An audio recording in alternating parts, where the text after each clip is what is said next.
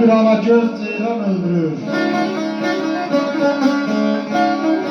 Kılınsız, tüfəksiz alır canımı, kimsə bilmir pünhan, pünhan öldürür.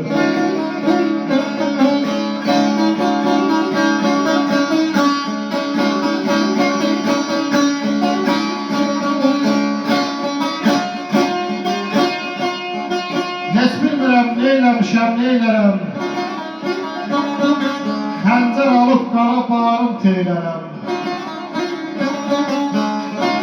Bir canım var, yara qurban eylərəm. El desin aşıq da qurban öldürür.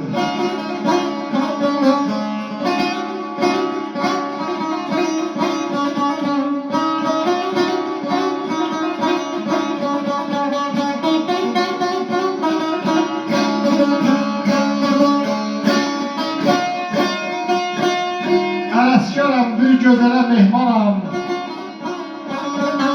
Ölməyincə çətin dönəm usanam. Əzraili qanı tutmasın anam. Məni bir kibri peykan öldürür.